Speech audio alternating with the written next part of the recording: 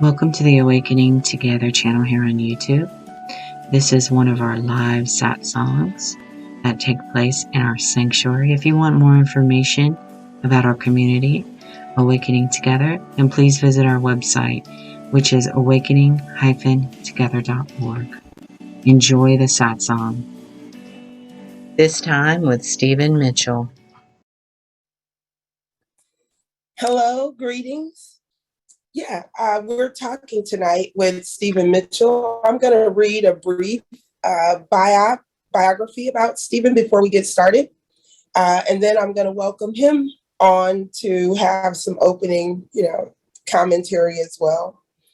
Stephen Mitchell was born in Brooklyn, educated at Amherst, the Sorbonne, and Yale. We're also The First Christmas. That is the book that he's just recently put out, which is an amazing rendition of the Christmas story. And which is perfect. The timing of all this is perfect. Good evening, everyone. It's afternoon here. I'm in California. The sun is going down, so I'm a little behind you, probably some of you all. I'm very glad to be here with you. I love the name of your organization. And I'm hoping to contribute a little bit to people's awareness and maybe excitement through this book. And that's been my intention with many books that I've written over the years. And some of you may know a few of them. The book that most people know that I've done is a rather free translation of the Tao Te Ching, a book that is central to everything that I've learned in my life. And this new one, as Reverend Gloria said, is called The First Christmas, and it's an expansion of the very brief and concentrated gospel stories from Luke and Matthew. It's a form that is really an ancient Jewish form called midrash, which is a creative expansion of a biblical verse or a biblical story. And my previous book, which is called The Way of Forgiveness, is a midrash on the story of Joseph and his brothers from Genesis. So I'm using the same kind of, let's say, boldness. The flip side of that is humility, and maybe you'll see one side or the other in this book. But I've always been fascinated by the nativity and the annunciation stories ever since I was a little 9-year-old Jewish child in his first year at a Christian school. So, the First Christmas, you'll see my name looking a bit backwards, but actually that's just the photograph. And I hope those of you who are interested will get a copy and read it. Maybe some of you have already read it, and that's what we'll be talking about here tonight. So that's the end of my introduction. I invite anyone who wants to take it up from here. Maybe Gloria is back or will be back soon. I will step in for just a second. My name is Regina. Hi, how are you? Hello, I'm good, thank you. I just thought I would let you know that we have a 2-year program called the Ministerial Preparation Program. And a part of that program is a course on the Tao Te Ching, and your translation is the textbook for that. So I just thought I'd let you know that many people here have spent time contemplating that translation of the Tao, and we really appreciate it. Thank you. Thank you, George. Thank you for telling me that. That gives me a bit of a clue more of a clue as to what you all are about. Yes, absolutely. And I am back, Stephen. Are you Oh, able there to hear you me are. okay? Your audio is good too. Awesome. And I apologize for that, but I was able to get switched out to a different device. So you talked a little bit about where you started and the inspiration for this particular book, The First Christmas, the Nativity story, which was fascinating, by the way. I'm about 3/4 of the way through it, and it is truly captivating.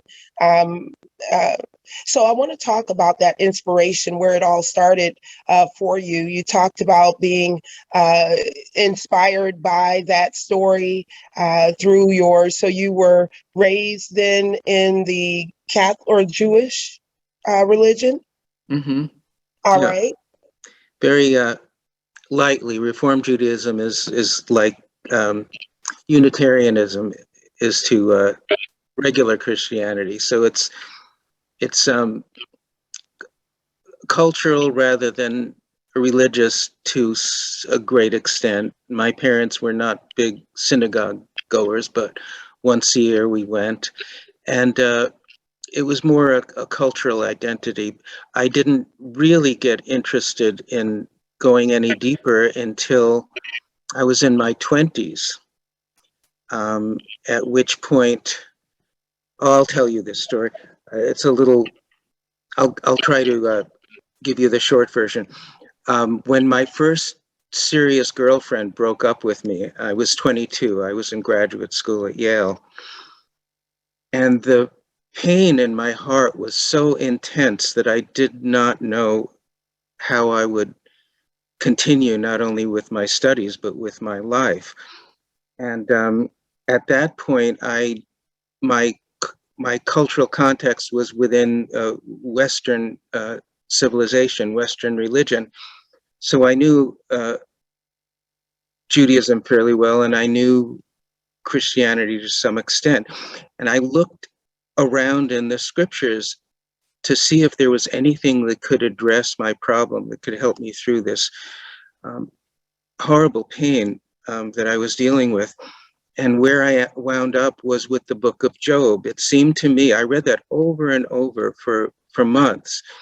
And it seemed to me that there was, at the end of the book of Job, in the section called The Voice from the Whirlwind, it seemed to me that there was something of extreme and pressing value for me, for my situation.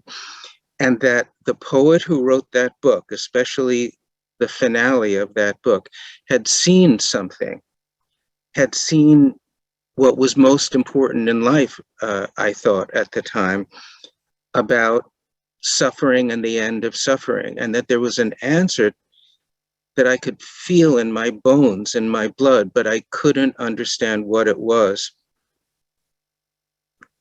So I read the book of Job in the King James Version over and over, dozens of times, and I was still baffled. It was like I heard music in a distant room, and I knew that if I could actually get closer, get intimate with that music, it would transform everything for me. But there was an almost infinite distance at the same time. So I decided to learn Hebrew so I could get closer to the text. And I learned Hebrew in a year or two. And then I discovered that the text, textually, it's a bit of a mess, and that I would have to learn not only textual scholarship, but ancient Near Eastern comparative philology in order to make sense of some of the difficulties. Anyway, long story short, 6 years into the process, when I had started translating the book of Job, in order to get closer to it, I was translating it into the equivalent verse in the English language, which hadn't been done before, because I thought that the power of that book was in its music. Partly there was an intensity and a brilliance, a magnificence that I thought readers couldn't access unless it would be through a translation in verse. Anyway, that was my project. 6 years into this, I woke up one morning and realized that I wasn't going to get the understanding through words on a page, even the most profound and magnificent words, as the Book of Job contains, and that I would have to meet the answer in the flesh. So I began to learn Hindi. My plan was to go to India and try to find an enlightened master. And before I could learn much Hindi, or certainly before I bought a plane ticket, I bumped into a Zen master in Providence, Rhode Island, told him my situation. He said, no need to go to India. The center of the universe is wherever you are. Stay with me and I'll teach you. And that led to many years of intensive Zen training. And a year after he said that, actually, I had my realization, and the Book of Job became crystal clear to me. And it was another dozen years before I felt mature enough to write about it, but eventually I did. And that process took 20 years from beginning to end. By contrast, after Zen training, the Tao Te Ching took me 4 months, and that seemed to me to be a great advertisement for Zen, if anybody was interested. So that's the story of how I began to translate these great texts. I kind of backed into it. Very interesting.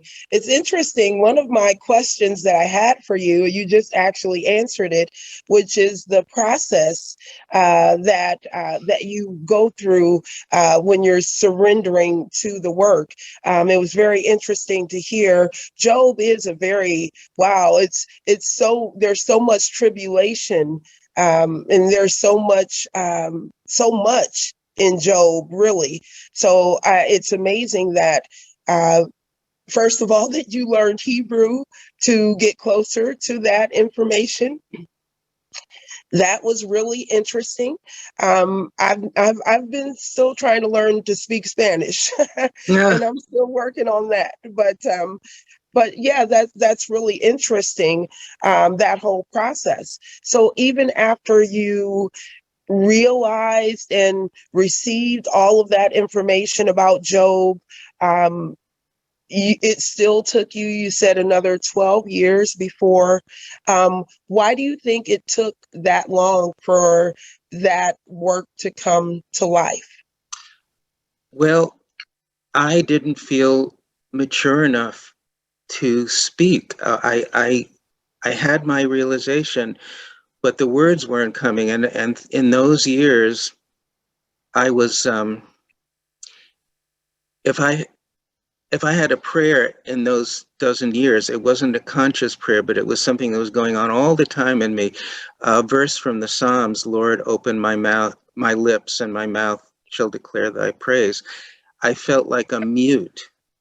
I felt like I had something really important, not so much important to say to readers, but important to say for myself, to get out into the world so that I could move on to the next thing.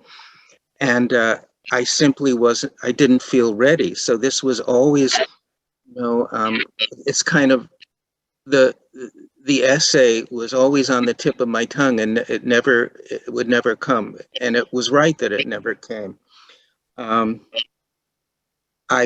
recently got a letter from an acquaintance who's a member of the younger generation of the Kennedy family, who said that he had read my introduction to the Book of Job 125 times. So I was really pleased at that, not so much, that he liked it, but that all of that waiting and all of that silence was somehow incorporated into the words that finally came, to the extent that somebody, a smart, compassionate, really tuned in person could read it so many times with benefit each time. That really was really gratifying to me. So in any case, that's how it happened. And actually, every time I've learned a language, it hasn't been for the sake of the language. I've worked with many languages, Greek and Hebrew and German and French and a bunch of others. Every time I've learned a language, it hasn't been for the sake of the language, but because I've fallen in love with a text and wanted to get as close as possible to it. It's like when you fall in love with a person, and getting married is an intention. It's the same kind of intention, wanting to get as close as possible in mind and body to that person you've fallen in love with. So for me, it's been like that with languages and texts. And I've always gotten to a language through this experience of falling in love. Yeah. And, you could say the same thing for me about the nativity story, which has been so attractive to me and so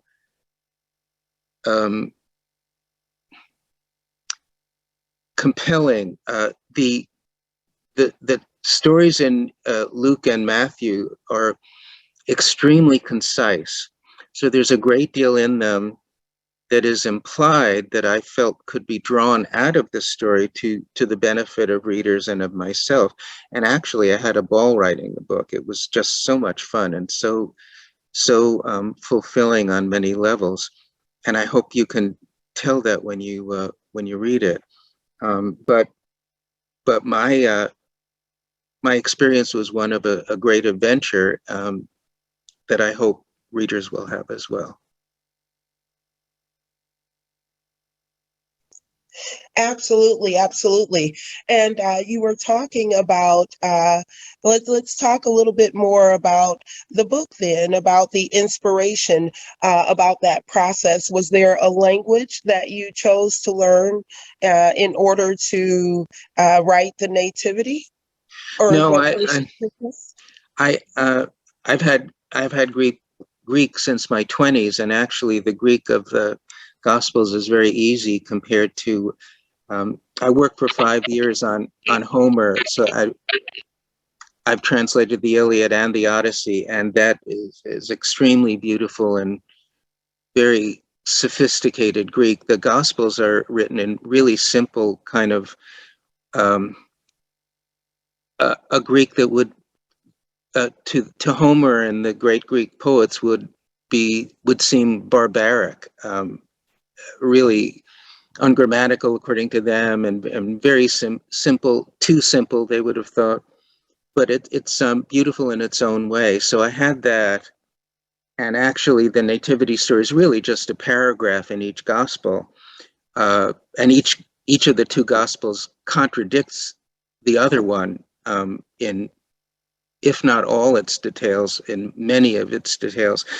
And so the nativity story that we know is a conflation, really. It's scholars have put together Matthew and Luke's account and eliminated the contradictions. But if you read the originals of both stories, or any kind of decent committee translation, you'll see that the details don't work. I mean, you can't fit them together without violating one or another. It's a very interesting situation. But yeah, so the two gospel accounts answer questions that the Christian community was asking itself around the year 80 to 90 of the Common Era. And one of the questions that they answer in two different ways is, if Jesus came from Nazareth, how could he have been born in Bethlehem, where the Messiah was supposed to be born? So there are two different answers, but I've taken both stories and expanded them. Luke's story centers on the figure of Mary, and Matthew's story, the figure of Joseph, and their interests are different.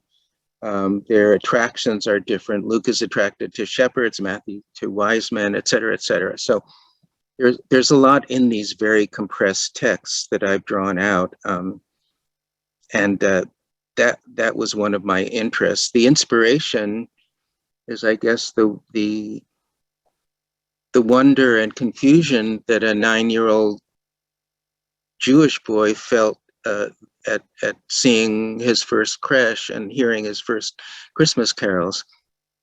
So perhaps I was writing the book for that child as well as for all sorts of readers. Yes, yes, absolutely. So when you talked a little earlier about wanting so much to become or get closer to the work, that you learned the other language, and you liken that to a relationship, a marriage there. So I'm wondering, what was the gift in this particular work that you were able to get after going through that process of doing the translating it? And the ox is probably my favorite character so far in this story, but I'm wondering, what do you get out of that? Have you extracted a gift from your writings, is particularly this one? Well, the writing is the gift, actually. You know, what I discovered, you talk about the ox. For those of you who don't know the book, I've entered as deeply as I could, the 7 figures, a little more than that. There's 7 chapters, and in each chapter, I kind of let myself down into the figure, a different figure. And the first one's the innkeeper. The second is the ox, who of course isn't in the Gospels, but is in the folkloric tradition. And then there's the shepherds and Mary, whom I call by her Aramaic name Mariam, and Joseph or Yosef, and then the wise men, and this very cantankerous visionary donkey at the end. So each of them provides a different slice of reality on this story. And each of them, I so enjoyed fleshing them out, seeing what the situation actually would have been without the Christian overlay. There were all sorts of Christian concepts that people believed by the time these stories were written. But if you think about it, even for a little, these are fully Jewish characters. Mary and Joseph were living in around the year 4 BCE. They wouldn't have known any Christian concepts, and that the concepts wouldn't have made sense to them either. They would have seemed either crazy or blasphemous or obscene. Thoughts about Jesus as God, for example. No devout Jew would have been able to make any sense of that. So, I'll give you an example. When people think about the Annunciation to Mary, unconsciously, I think, people begin to think of Mary as a schoolgirl, as what I think of as a Catholic schoolgirl. So the angel Gabriel comes to her and says, you're going to give birth to the Messiah. And she says, but how can I do that? I have never had sex with a man. And he says, well, God will come down upon you, et cetera, et cetera. And she says, oh, okay. And there it is. The problem is solved. The mission is accepted. And it's a simple matter of yes. However, if people were to place themselves in the cultural context, the proper cultural context, they would see with Kierkegaard, I have a great quote from Kierkegaard at the beginning, that Mary is not a fine lady lounging around in silks and satins and playing with an infant God on her lap, but is a 12 or 14-year-old Jewish girl who's just been told that she's going to get pregnant, and nobody else knows that there was an angel. So she's going to get pregnant in a very small village. She's going to be rejected and despised, not only by everyone in the village, but by her parents, by her beloved, whom she's engaged to. And her yes has to include a realization of everything that's going to happen to her because of that universal contempt. So rather than think of this in Christian terms or in terms of Renaissance paintings of the Annunciation, I'm taking a cue from Kierkegaard and really seeing what a very young girl like that would be saying yes to when she says yes. And that transforms the whole story for me. It's an act of great, almost unbelievable courage on the part of a young girl.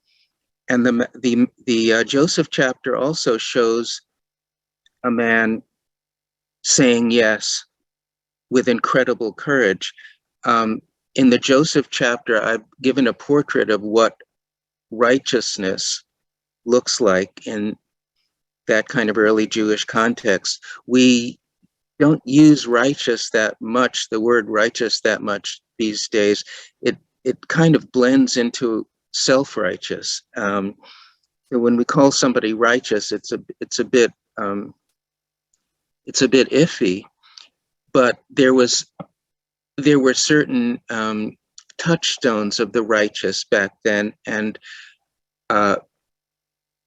the thought of somebody surrendering to the commandments is not something that we usually think of. We usually think of the law and the commandments in terms of St. Paul's dichotomy of grace versus law. It's things like that.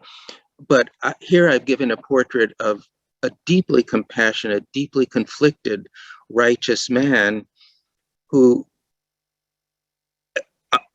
behind his shock and horror that his beloved fiancée has gotten pregnant with another man, he thinks that's naturally, he's trying to do the right thing. He's trying to see her as the woman that he used to love, and at the same time, he's trying to abide by what God has commanded. Now, one detail, for example, at one point, he's thinking of just marrying her anyway, taking her into his house, marrying her, and she would give birth, and she wouldn't have to go through the shame in the village of being seen as a whore. And then he realizes that he can't do that, because if the child is born without the village and his neighbors knowing that the child is a bastard, he would be transgressing the commandment that a bastard shall not enter the congregation for the 10th generation. So it would be a disservice to any pious family to let that family marry into his, and when this young boy, that young child, grows up. So he cannot find his way out of the conflict until he gets an angelic summons in a dream, and then I help him find a good way to balance all of the contradictions that he's been dealing with. It's a very interesting chapter, I think. I agree. And we just had a comment in the room as well that the donkey was also interesting or funny, I think was the comment that just came up there.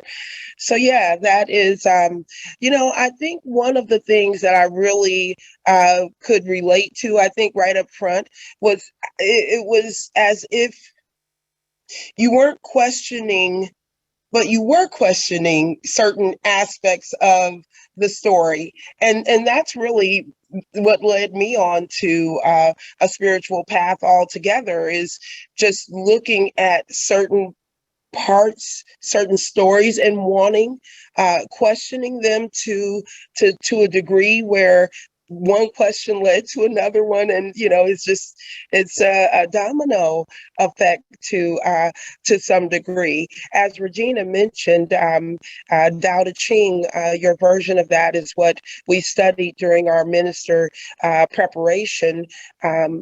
And that's, of course, all about balance, so that is something that that was a fascinating, outstanding job on that as well, by the way. Thank Outstanding you. job on that. So yeah, I want to stay with the nativity story, though. I want to stay with that, and the donkey's perception. So what made you combine those different aspects, bring the donkey in from that wasn't in the original story? It was such a nice twist. And yes, Lynn actually wants to say something as well, but I'll let you answer that question, and then I'll bring Lynn on and have her ask a question as well. Sure. Let me get to the donkey in a minute or two, but I want to say something about the topic of questioning. The Zen tradition that I was brought up in is a tradition of pure questioning, down to the marrow and the bone. It's a training in a question without words. The Zen meditation is a practice of sinking in to a question without words. And there are all sorts of ways that they help you do that. But I also want to say that my wife, Byron Katie, some of you may know, her method is called The Work, and I helped her write 3 of her books. The first one, which is very widely known, is called Loving What Is. And if some of you are interested in going deeper in your own spiritual practice, there's no book that I'd recommend more highly than Loving What Is. It gives you an amazingly powerful yet simple technique to question the stressful thoughts that are causing all the suffering in the world. And it's the most powerful spiritual practice that I know of. So for those of you who are interested, Loving What Is by Byron Katie. Now, back to the donkey. So the donkey was part of the folkloric legacy with the ox. You always see a donkey and an ox in the creche scene, along with the wise men from Matthew and the shepherds from Luke and Mary and Joseph and assorted angels. So it was a given to me that the donkey and the ox were going to be a part of my story. I didn't realize until I began to write that I would be writing in the first person in those chapters, and in only those chapters. You'd think that I'd be excited about writing in the first person with the wise men. Well, it didn't happen that way. It was with the donkey and the ox.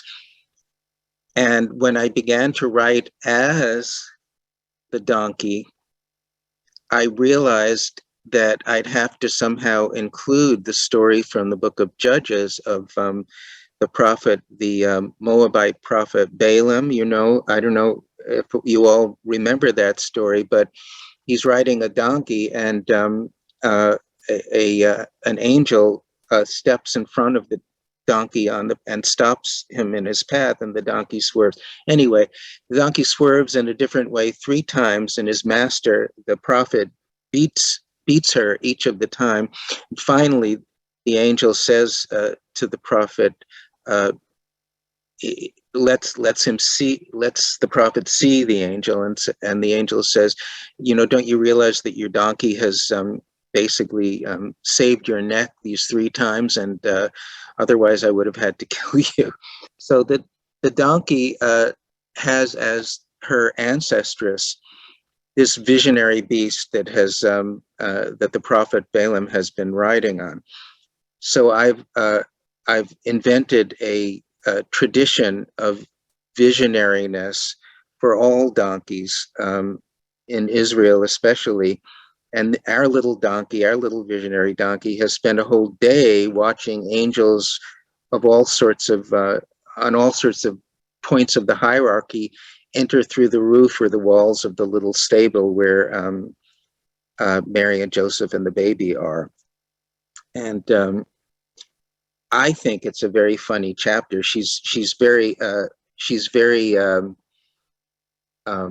voluble and really cantankerous, and is quite upset that only the angels from the lower ranks of the hierarchy are greeting her and nodding to her, sometimes winking at her. That the archangels and the seraphim and the cherubim are too high and mighty to say hello to her. Anyway, little things like that, and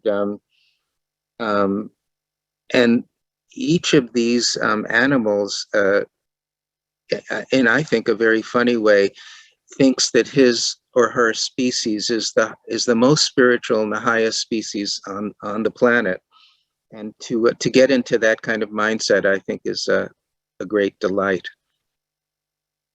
So there were some more questions. There was someone else, right, who wanted to speak? Yes, Lynn is wanted to ask a question. Lynn, you can go ahead and ask Stephen your question there. Okay. I actually. Hello. Hi. Good evening. Hi. I actually didn't mean to send that. I was trying to erase it because you were on Joseph, and I found that chapter to be very fascinating. So I wanted to share two of the quotes. It said, "How can he expand his thinking so that there is nothing left in his heart but love?" And the second one was, "His shame was simply the outer crust of the pride that for so many years he had been praying to grow beyond." You get into the characters so beautifully. Oh, thank you. And I was fascinated because you took him through such anguish and grief, and then, to the total forgiveness. So I thought you shared a lot on it, but is there anything else you wanted to say? Well, first of all, I'd like to say that I just turned on the light because my image was getting a little dark, and now I'm kind of suffused in red, and my light blue sweater looks purple. Just to bear with me on that. It really was getting a little dark. As for Joseph, in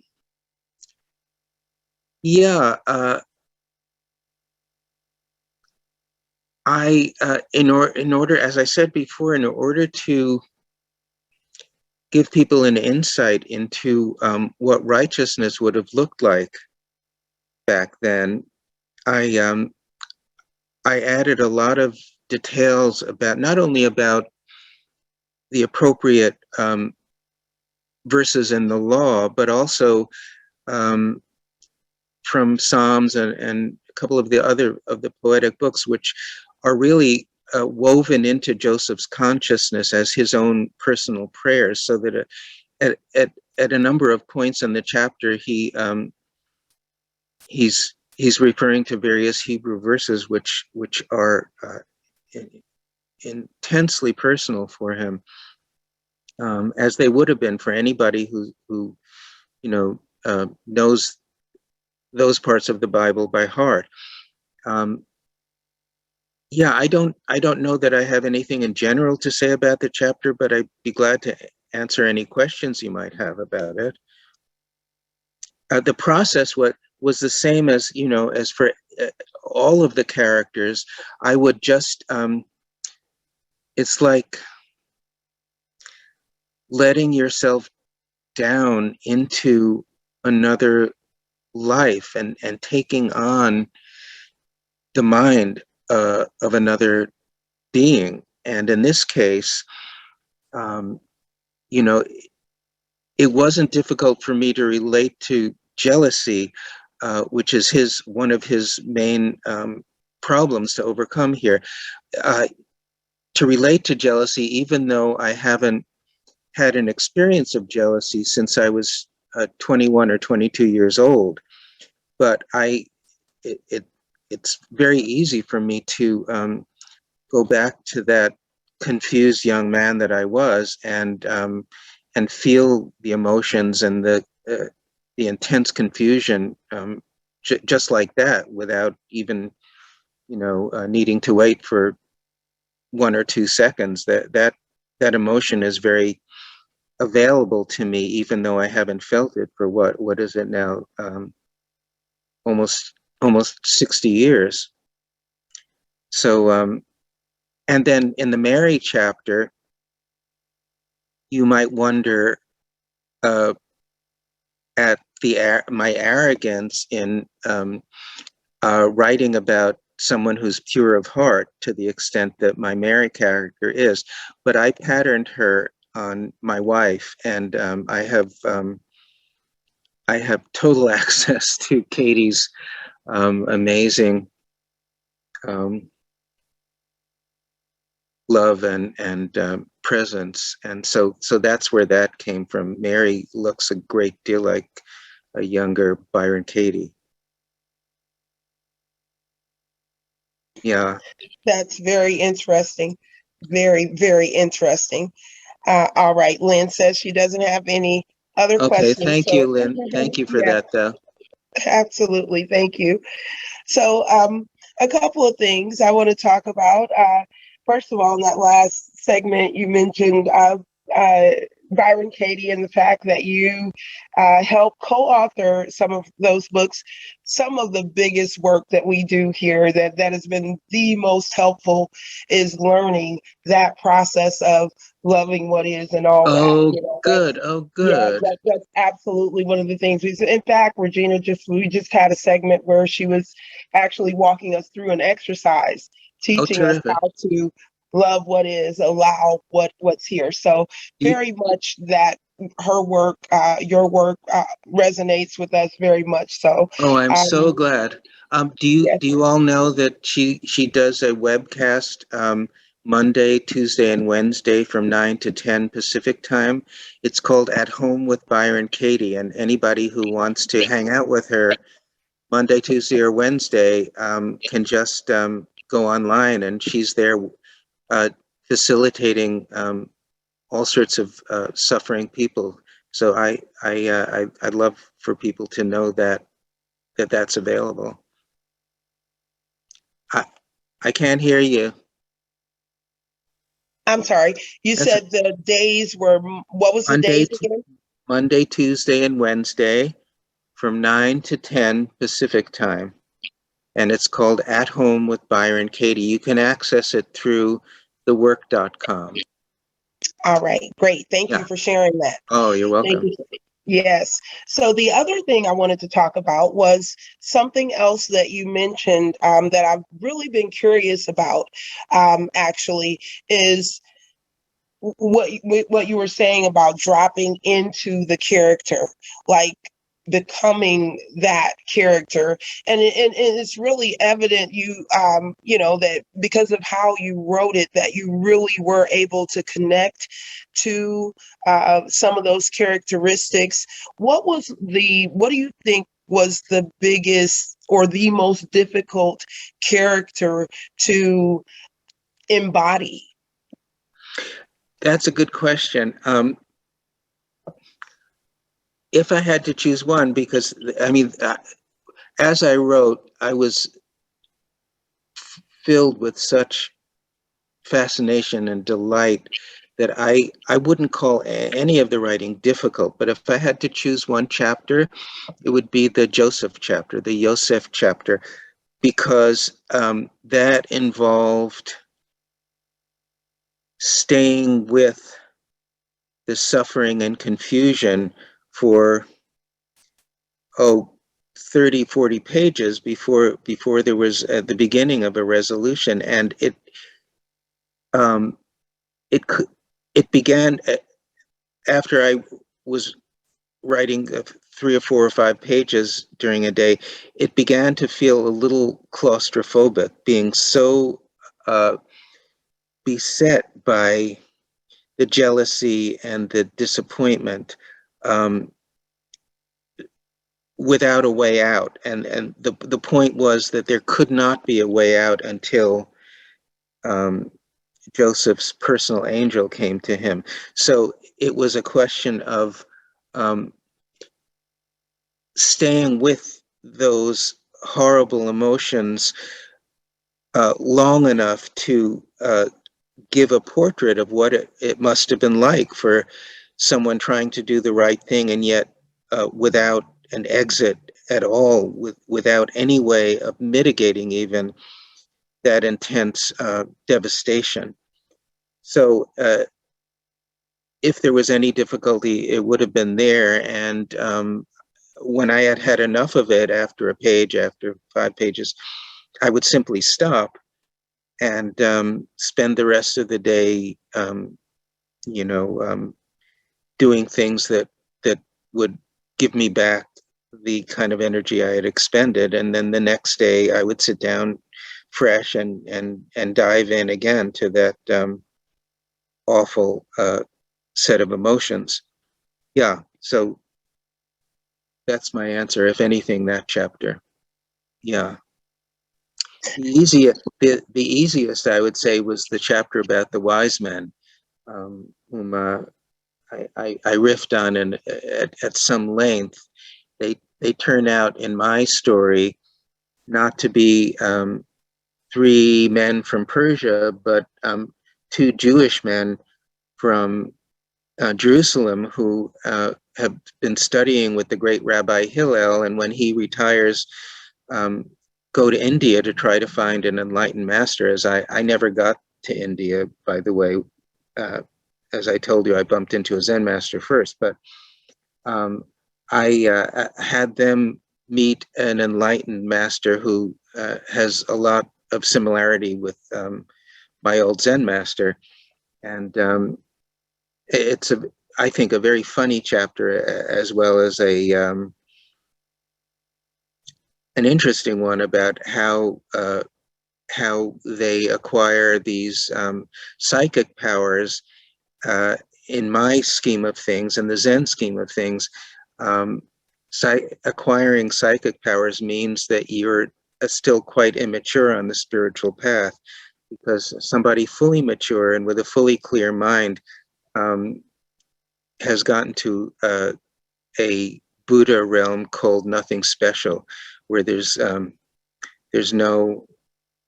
nothing out of the ordinary, except what you're experiencing is always loving what is. And so the fact that they can read other people's minds and see into the future, they experience as a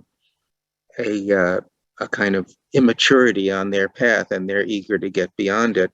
But I've given them those psychic powers so that when they get to the stable and look at the Mary and Joseph and the baby, they are able to see into the future of what the baby will become. And so that gave me the opportunity to talk a bit about Jesus as I see him for the first time in this book, oddly enough. Anyway, it was a great deal of fun, that chapter, and I hope you'll experience it that way too. By the way, as you are all undoubtedly able to understand, it's not often that humor finds an intersection with religion. And for me, one of the great attractions of Zen in the first place was that combination, this wild humor and a profundity at the same time. So humor is very dear to my heart, and I wanted this book to be funny as well as serious, as well as, you know, as heartfelt retelling of the story, but with a lightness of heart as well. Yes, absolutely. You talked about religion and humor not being a normal combination. You don't see it's very serious when we talk religion. We get really serious, and we want to. It's almost as if that seriousness is relating to our, belief levels. Like if we laugh about it, then we don't quite believe, or something like that. It's really strange. But you really did captivate the nativity story, which is, I think one of the at this time of year, especially. That story really comes to life, and this was perfect for that book to come out right at the Christmas time. So yes, absolutely. And also you said that the lighter part, or the part that you really enjoyed, was the wise man writing that part of the book. So I guess I would have thought the Jesus being born, I thought that was going to be like the big, but there were so many pieces to it. I'm trying to formulate that because it's all going in my mind, and it's all juggling around in there. But well, your friend the ox actually is the character who sees the birth, and that's the only time we get a report about the actual birth. that's right. I find that really tickles me. Yeah, if you come to know the ox as I know the ox, you'll see that he's a very trustworthy observer. Absolutely, I agree. Yeah, and uh, the part that I read about Mary, I embodied that a bit when you were talking. It was really easy to sense how she must have felt at that time. You did a really good job of relaying the emotion in there, along with the story, in telling that story of how difficult it must have been for her to have to be in that situation. And the thought of having an angel, I can't imagine. I mean, it's just mind blowing to think that someone is going to show up and there's going to be this immaculate conception, which no one would ever believe at all. Yeah. But and bypassing her beloved at the same time, which was terribly painful, would have been yes, to anybody yes, who's in love, So it's not something that people usually think of when they're reading the Annunciation story. My intention here really is that when readers get to the end of this book and then go back to read the Gospels, they'll have an entirely different experience than they've ever had before. They'll never be able to read that story in the same way again. That's what I hope, or that's what I've wanted to provide for people, an experience of this sort. yes, and I thumbs up. Thumbs up on that. But I was going to say, Regina, she's scribed the NTI, and certain verses like Luke, Mark, chapters within the Bible. And I always wonder, when anyone sits down and takes on something as big as the Bible, and does that translation or scribe information, which is what I don't know if you consider your work a form of scribing or channeling, or is it just you embodying the characters, I guess, is the question I'm trying to get to there. Yeah, well, I don't really know what channeling means. If I've channeled anything, I've channeled myself. Mm-hmm. Before I wrote this book, I didn't know any of this, and I really wrote it for myself as much as for anybody else. So yeah, it's entering a space, entering a meditative space where you know nothing, you're wide open, and you discover step by step as you go along. It's you could say it's a practice in humility. You, at least for me, that's how I think of it. I don't write down anything that I've previously known. I wait there in the space of, like, the great Christian mystical text, The Cloud of Unknowing, in that space of unknowing. In Zen, it's called Don't Know Mind. And I don't write a word until I hear it. And I don't think of that hearing or the waiting as anything spiritual or mystical. It's simply a practice of presence where, if nothing's going on, if 20 minutes go by, if 3 weeks go by without any voice coming, and the voice isn't a physical voice, there are no words. It's a movement. It's a music out of which the words come at a slightly later point.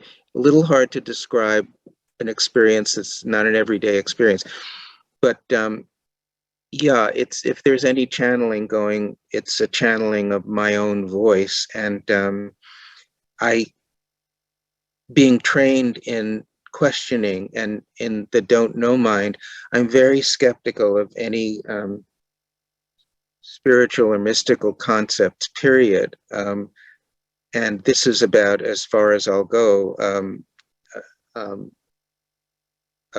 if I'm to use a word like channeling. Yeah.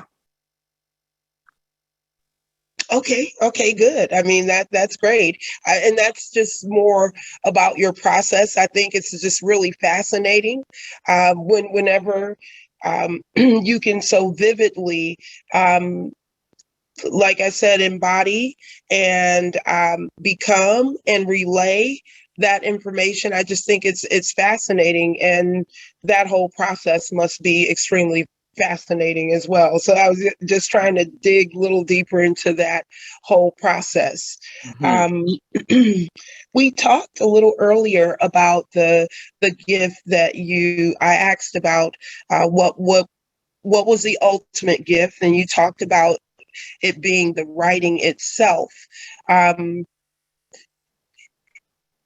How much do you have any, I guess my first question I want to ask is, are you already working on your next book? Has inspiration Mm-hmm. already started to show up about where the next project is going?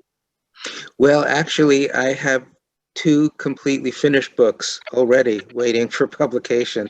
So there are 2 next books.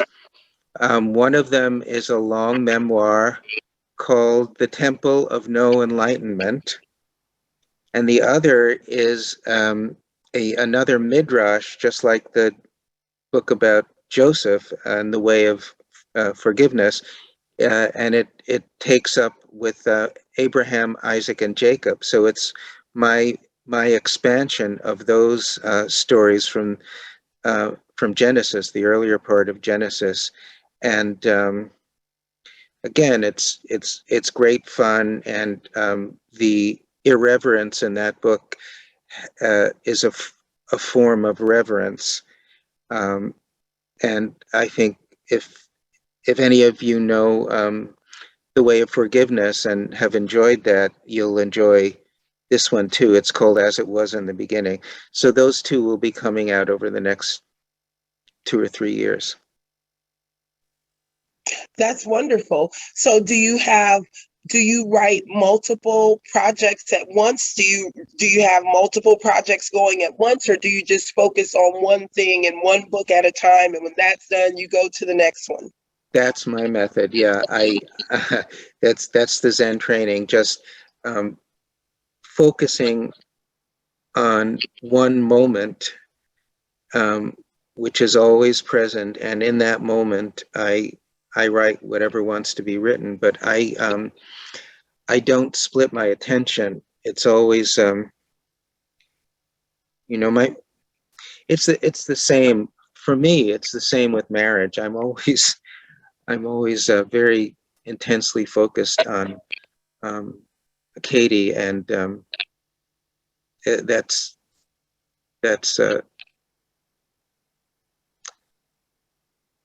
that contains so much for me. But it's the same mind. It's the mind that wants to get as close as possible to whatever it is that I'm paying attention to, and especially to whatever it is that I love, which always winds up to be what I'm paying attention to. Yeah. Wonderful. That must be great to love what you're paying attention to. That must be really, really, really great living right there. I mean, because most of the time for me, and I do want to talk about the book some more, about the first Christmas. I want to get back to that story because that's the story. That's the story of the moment. That's the story right now. So.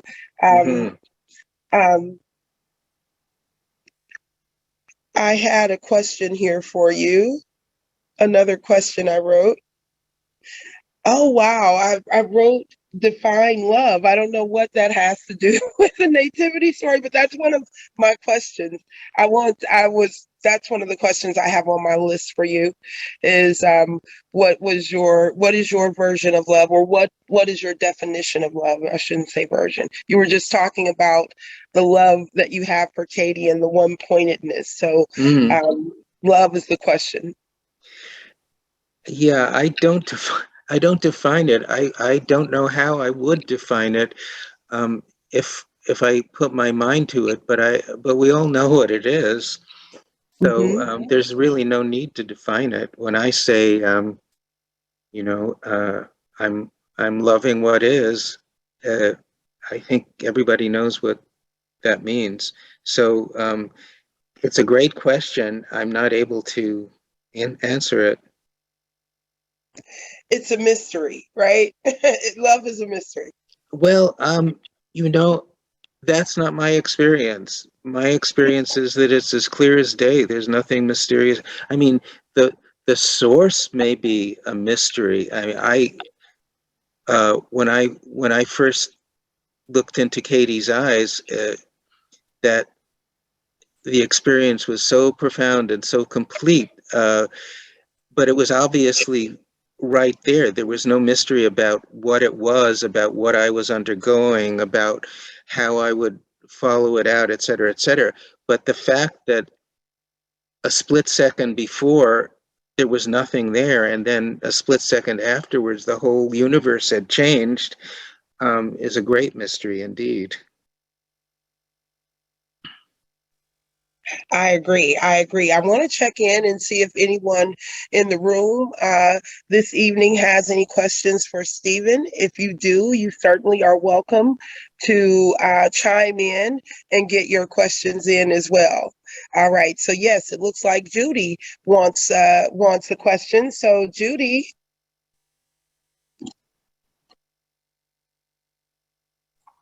Hello, thank you so much. And I absolutely loved this book. I really loved it. I'm so happy about that. Heard you speak about it on December 8th. I immediately bought the audiobook, and I wanted to stay up all night listening to the audiobook. Your narration is fabulous. Oh, thank you. It is just so heartwarming and funny, and Yeah, I could go on, and I'll keep this short. I do have a question. I have a whole page of questions, and I am going to do something miraculous. I'm going to ask one. And the very final interlude, you had talked about everyday mind is the way. Would you please speak to that? Yeah.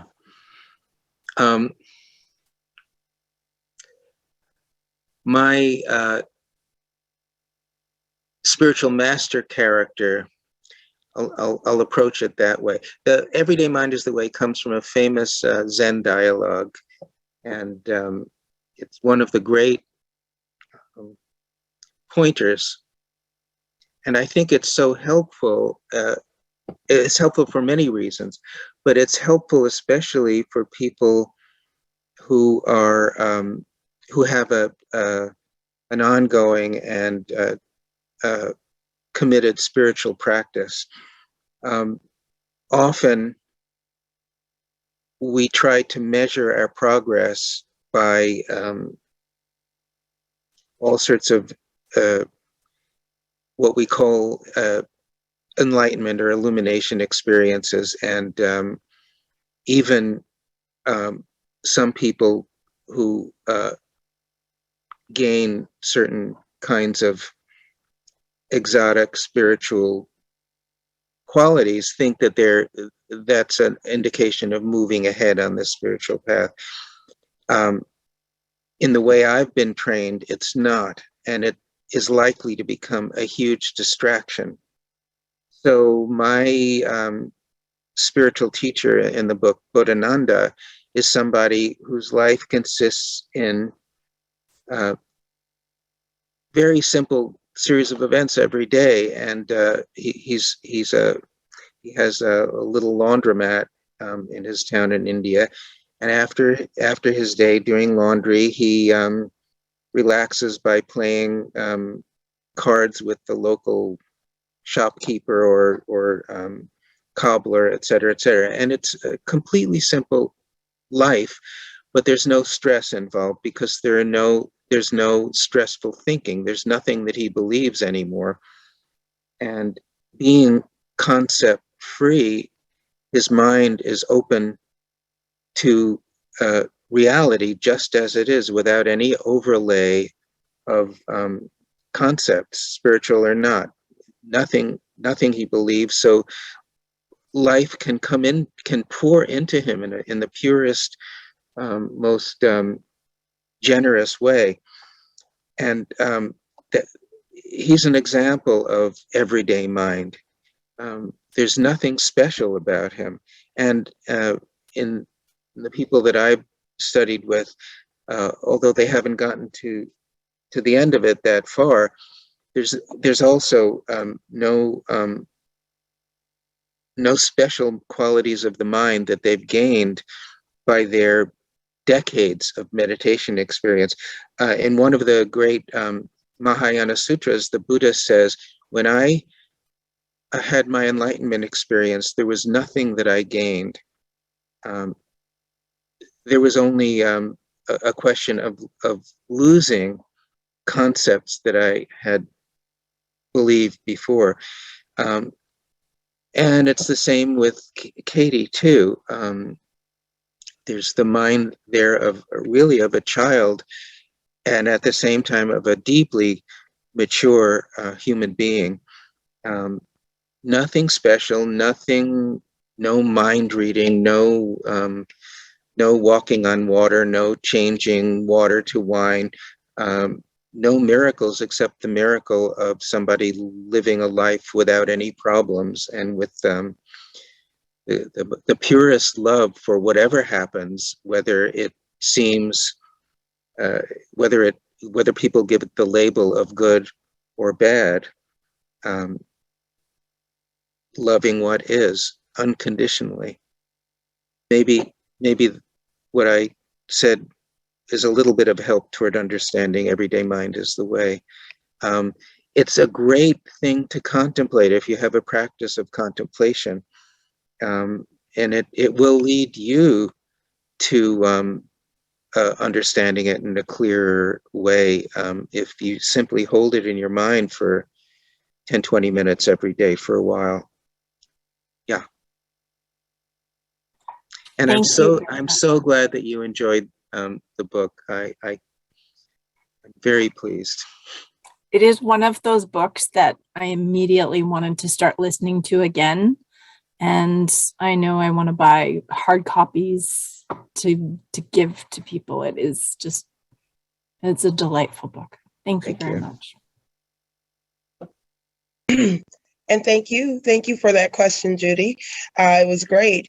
I did capture that concept free, the mind of a child, and being a very mature adult. I love that. That is an excellent combination there. Yeah. So, anyone else have a question for Stephen?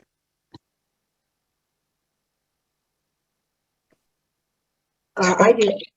Reverend There's Gloria. Ann. Hi, Ann. Hey, Hello, Anne. thank you.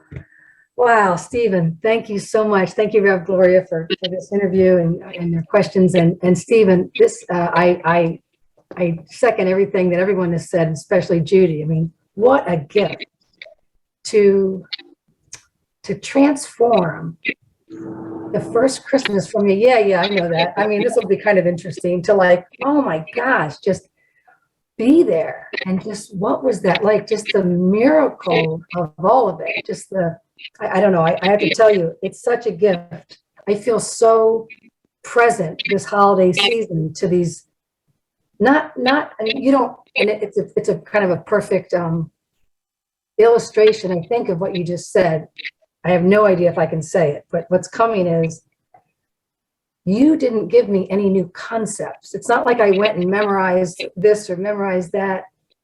By bringing me inside of them, I dropped my concepts, and my concepts made it like, yeah.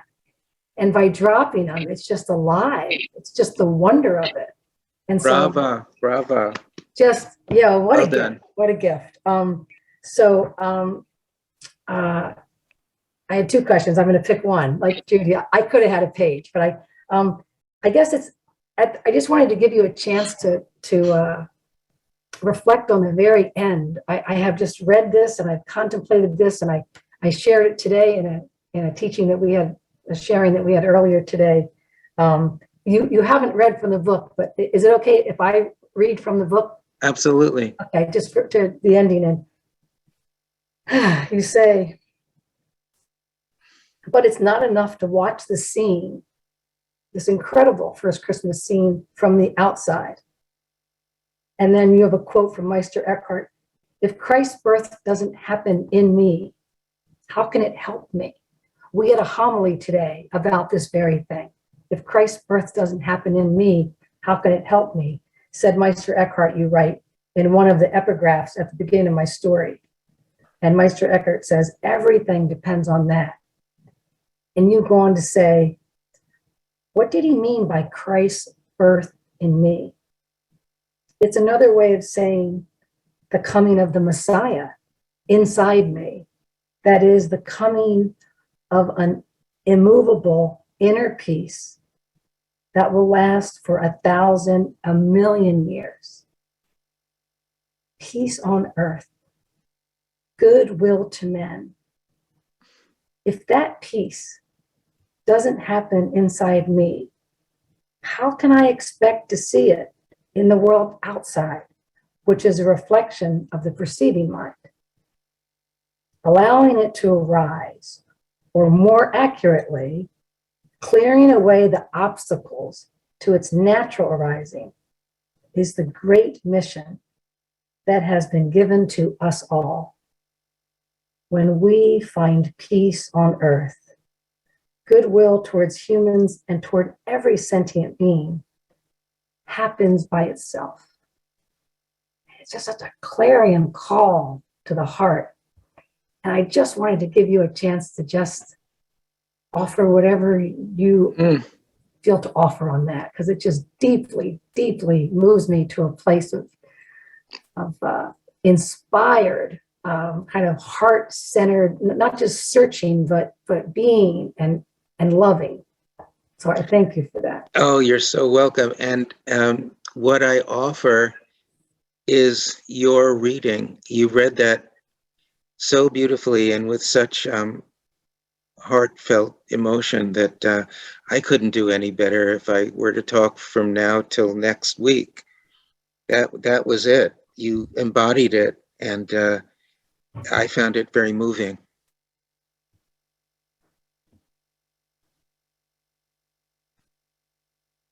So I thank agree. you. Big thanks. Big love. Thank you, Ann. All right. All right. So I do have one more question for you as well. Let me make sure I'm okay. I'm unmuted. Okay. So out of all of these works that have just flowed through you, that you've shown up in such a present way, to allow the work through you, out of all of the work that you've done, which of your works is your favorite? Which one is the best one to you? Oh, yeah. Do you have a favorite? If you have a favorite? That's like asking a parent which Yes. kid is your favorite with the kids around listening. I can answer that in a number of ways. I love every one of them as if they were my children. So there's that. I love them in different ways. Now, if you were to say pick one book that might be most helpful to people, I probably would pick Loving What Is. If you said pick one book that you think is of great value but that people don't know about so much, I probably would point to the second book of the Tao. So many people know the Tao Te Ching, but the second book of the Tao, which is just as profound and very funny in a way that the Tao Te Ching isn't, people don't, not as many people know that one, and it's a collection mostly from Lao Tzu's disciple Shuangzi, who's a very funny man and also brilliant and as I said, profound. So if any of you who've been working or liking or just reading every now and then my Tao Te Ching, if any of you don't know the second book of the Tao, that's something I'd really recommend to you. Very good stuff in it. And then, well, I could go on with each book, but The First Christmas is very, very dear to my heart, and I'm glad we're focusing on that today.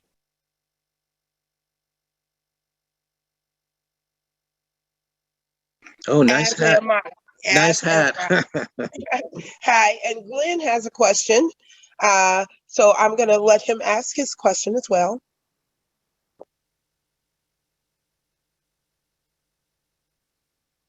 I can't hear you if you're speaking, Glenn. Oh, there you go. There we There are. we go. Hi, Glenn. Hi. It's a pleasure to be here with you. What you've given us a very profound notion of a foundation of where we come from, an orientation that we may embody. What action would you recommend or ask us or anyone to pay attention to in the world today? It's like, how are these concepts that you've beautifully illuminated and, donkey power, truly, how do these concepts, understandings, methods translate into an everyday presence of this 2022 person that's about to happen to all of us? Yeah, it's a good question.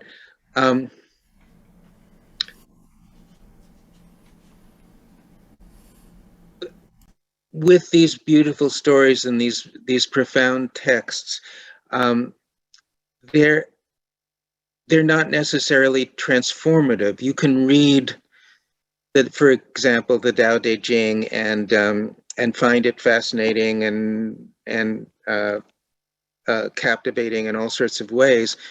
But again, if you don't take it in and have your life transformed, it's not worth very much. Just as, you know, the birth of Christ in the heart, otherwise it doesn't matter. So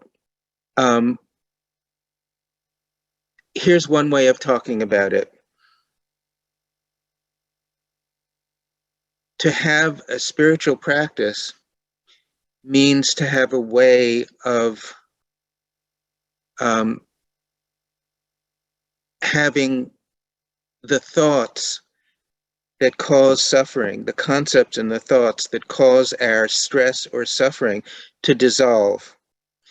And once we are able to question a thought, I'm not good enough, being a very popular one, to question a thought that is causing stress or even great suffering and misery, if we learn how to question that thought, we'll be able to look out from under it without that in between us and reality.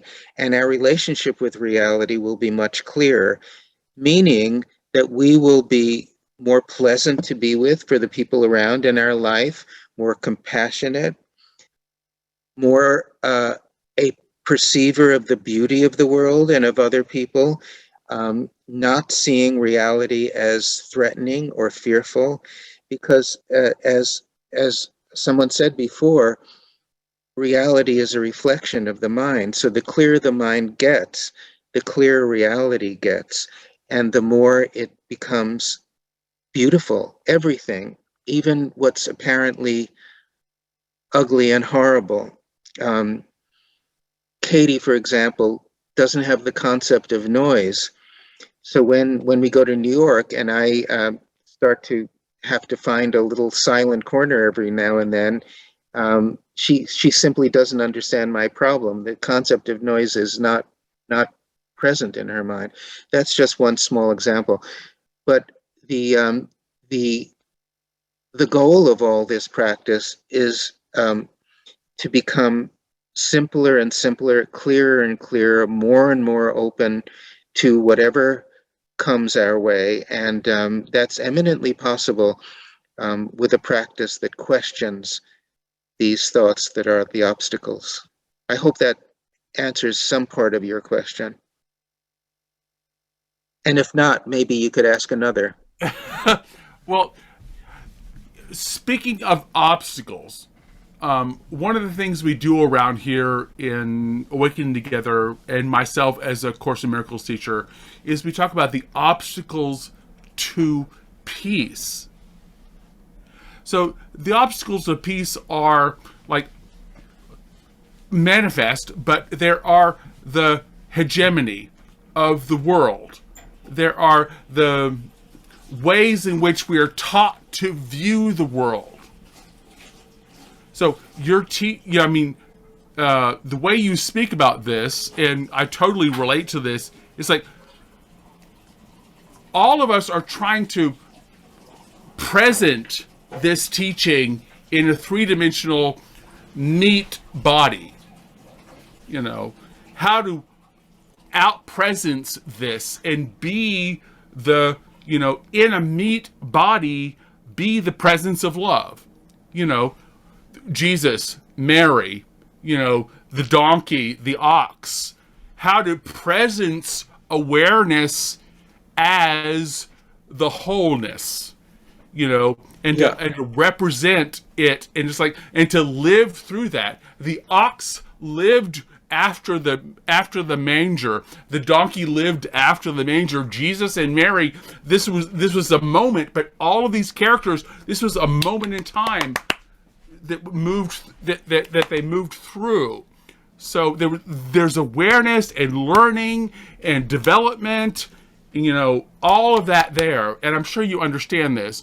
It's like the embodiment of this teaching, to walk in a three-dimensional way in this, is what I'm speaking to. Can you? Yeah.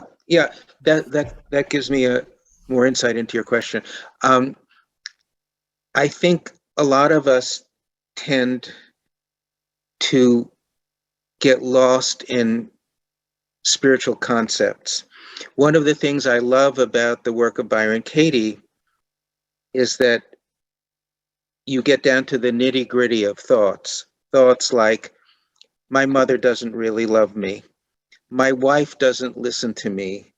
Again, I'm not good enough, or the world is dangerous, or even Donald Trump has ruined my life. You know, things like that. All of these things you can write down on paper and question in the very specific ways, with the very specific questions that Katie has developed.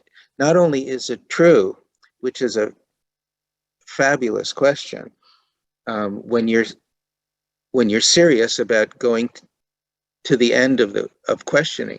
Not only that, but how do I react? What happens when I believe the thought? And to follow,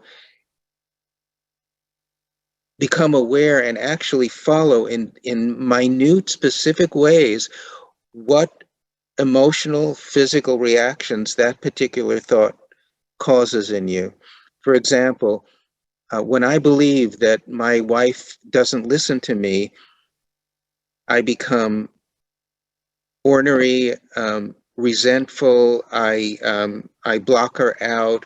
I don't bring up my problems when I really would like to talk with her, et cetera, et cetera. Very specific effects caused by that thought. And then the fourth question, who would I be without that thought? I imagine I sink into, the way I've been talking about sinking into these characters of Joseph and Mary. I sink into myself and subtract the thought, my wife doesn't listen to me, and face her in my imagination, look into her eyes without that concept in between us. What do I see? I see a woman who isn't that. It's an amazing experience if you give yourself to answering that question, and very specific. You can't spiritualize it. You have to actually feel yourself on an everyday basis into the experience beyond that thought.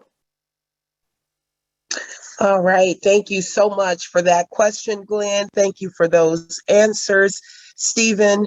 I am so grateful that you have shared your time and your wisdom and your energy with us this evening. Thank you for the book, The First Christmas. Amazing. You're very welcome. And we're looking forward to your future work. Thank you so much for joining us. You're very welcome. I really enjoyed it, and I hope you all did too. Thank you. Bye. Bye.